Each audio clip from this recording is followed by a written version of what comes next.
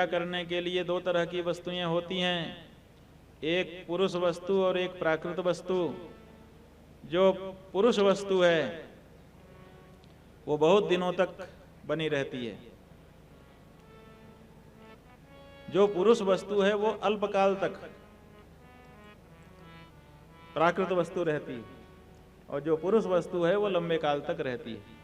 माने जैसे सोने का हार बना करके भगवान को पहना दिया तो ये पुरुष वस्तु है, ये वो हार निकाला जाएगा फिर दूसरे दिन फिर तीसरे दिन कभी भी पहनाया जा सकता है। और फूल का हार पहना दिया तो एक बार पहनाने के बाद अगर निकाल दिया गले से तो फिर दोबारा नहीं पहनाया जा सकता है, केवल एक बार का उपयोग उससे होता है।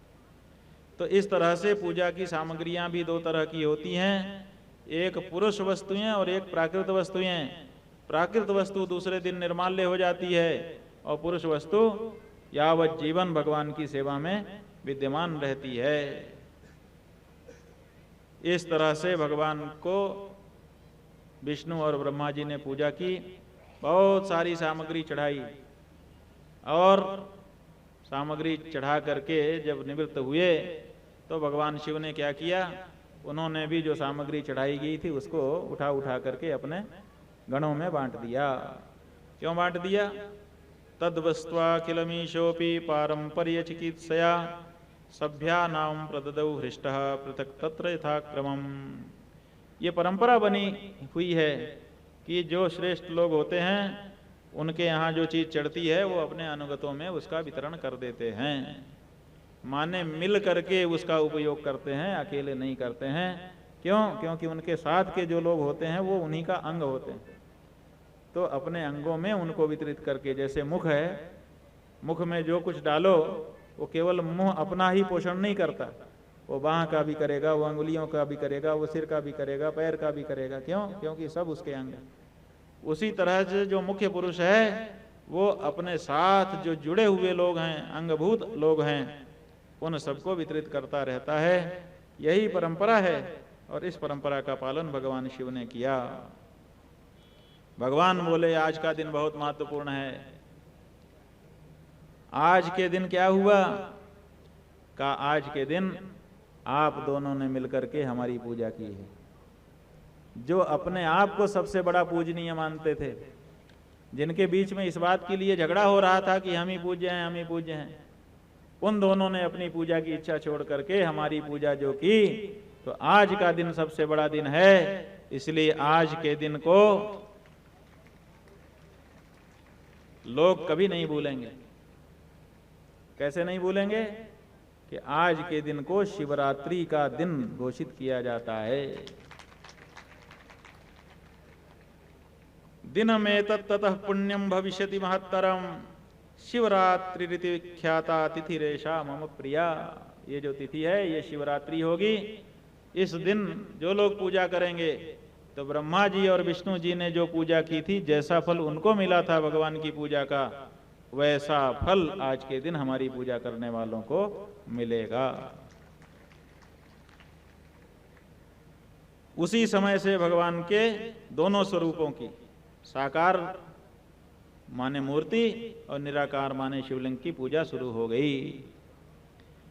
नंदिकेश्वर जी ने कहा कि इस तरह से भगवान ने ब्रह्मा और विष्णु पर अनुग्रह किया, और फिर जो भगवान विष्णु और ब्रह्मा के भक्तजन सैनिक गण मारे गए थे युद्ध में, उन सबको भगवान ने अमृत वर्षा करके जीवित कर दिया। और फिर दोनों के बीच का बैर आगे न बढ़ जाए, उसको मिटाने के लिए कहने लगे, शकलम निष्कलम चेति स्वरूपद्वयमस्ति में नान्यस्य कस्यचित् तस्मात् अन्य सर्वोप्यनीश्वरः। देखो आप दोनों लोग ये समझ लो, ब्रह्मा जी भी और विष्णु जी भी, मेरे दो रूप हैं, एक साकार और एक निराकार। मेरे दोनों ही रूप सिद्ध हैं।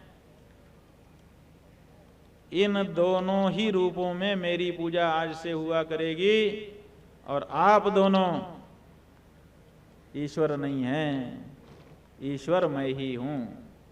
इसको स्पष्ट जाने लगिए।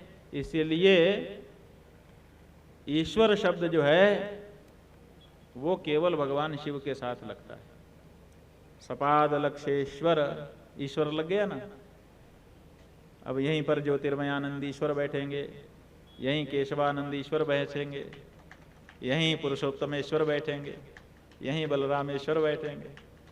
ये जो बैठेंगे सब ईश्वर होंगे। तो ईश्वर शब्द भगवान ने कहा कि आज से केवल हमारे नाम के साथ रहेगा। इस बात को आप लोग स्पष्ट जान लीजिए, अभिमान को छोड़ दीजिए और हम जो परम ईश्वर हैं हमारे में ही पूज्य बुद्धि बना लीजिए। मत साम्यमेक लिंगस्य स्थापने फलमीरितम द्वितीये स्थापिते लिंगे मदैक्यम फलमेव ही। ये जान लीजिए कि मेरा जो पूजन करता है, एक शिवलिंग अगर वो स्थापना करता है तो पूजा करते ही मेरे समान हो जाता है, और अगर दूसरा शिवलिंग स्थापित कर दे और उसमें भी पूजा करे तब तो उसको साक्षात सायुज्य मोक्ष, सायुज्य माने मुझ में ही मिल जाता है, फिर दो हम रह ही नहीं जाते।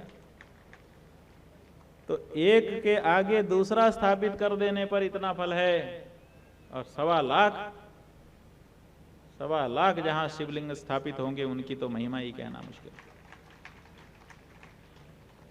वैसे तो भगवान शिव की पूजा मूर्ति में भी होती है और शिवलिंग में भी होती है, लेकिन भगवान शिव स्वयं बता रहे हैं कि मूर्ति की अपेक्षा शिवलिंग में ही हमारी पूजा श्रेयस्कर मानी जाती है।